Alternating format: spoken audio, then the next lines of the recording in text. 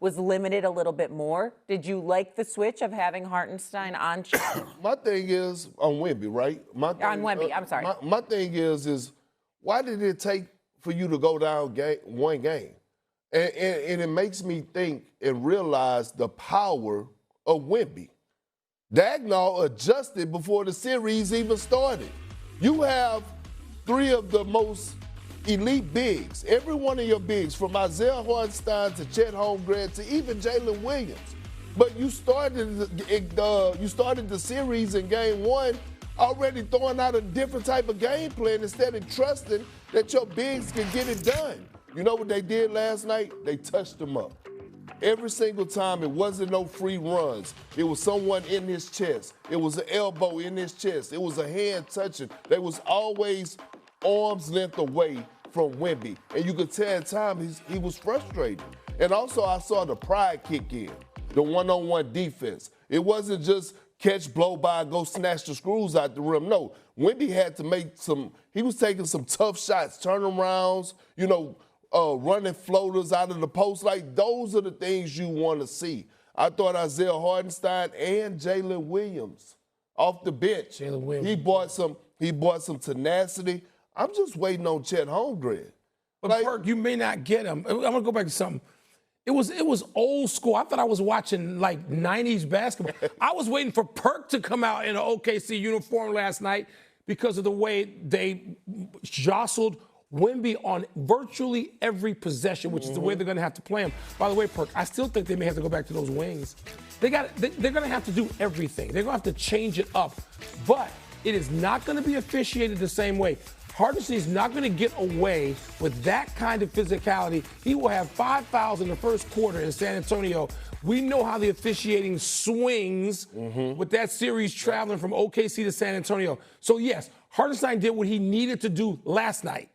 But is that going to be as effective the next night? Well, I don't think so. And they're still going to need Chet in a limited way, because I think Jalen Williams is as important, if not more so, in limited minutes than Chet defensively. Well, here's where what Big Perk says is the level of importance elevates.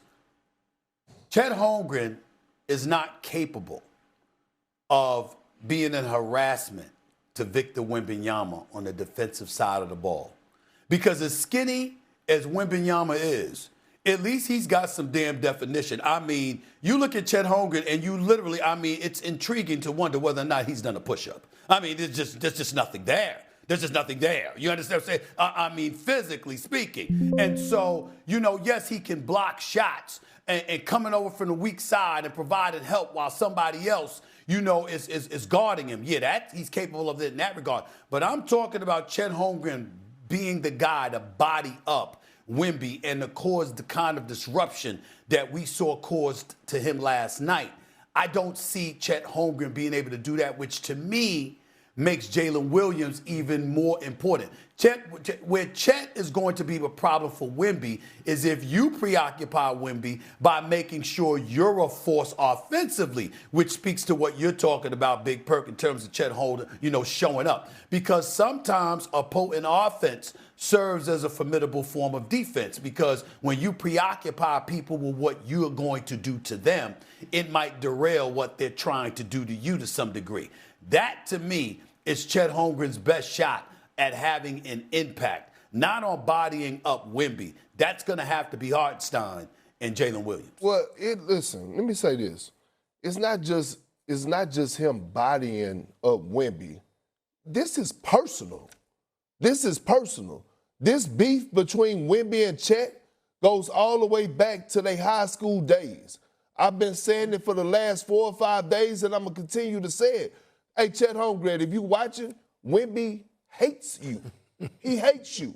He hates you. He literally hates you. He can't stand the ground that you walk on.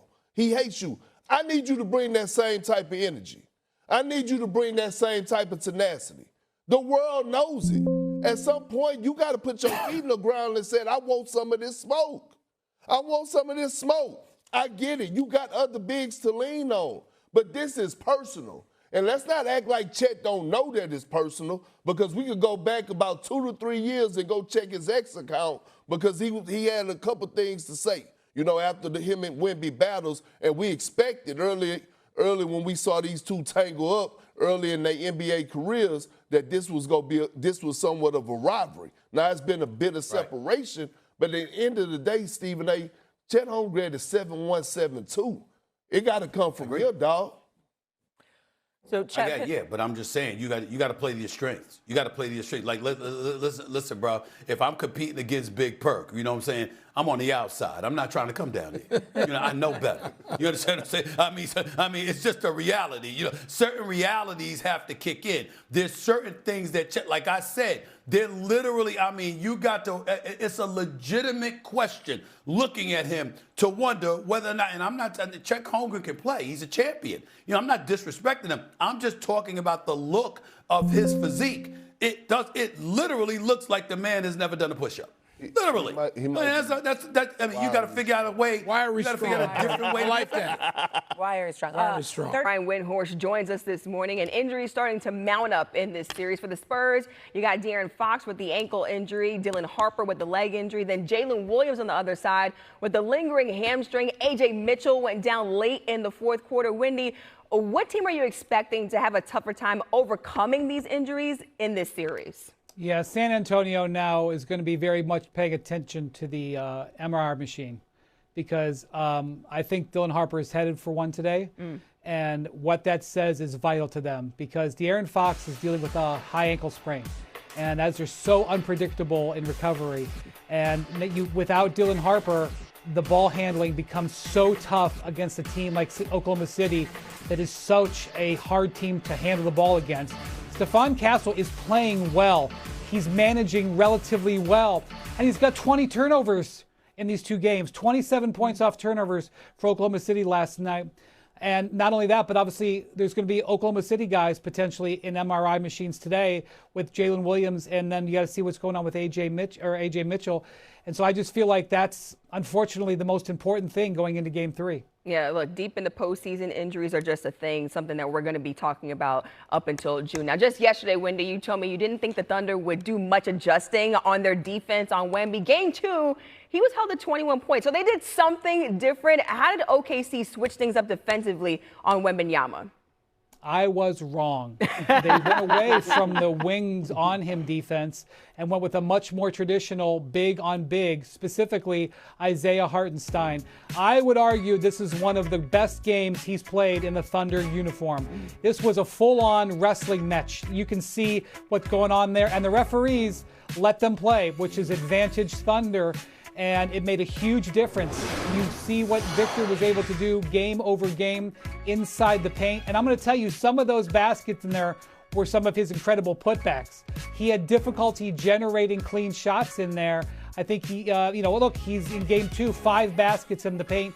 In Game 1, you're looking at 13 baskets. Well, that's huge. And I'm actually wondering, with these guard injuries, if Wembanyama isn't going to be needed to play at Game 1 level 2 or 3 more times to get to the finals. Yeah, OKC figuring something out on defense. Wendy, thanks so much for the insight.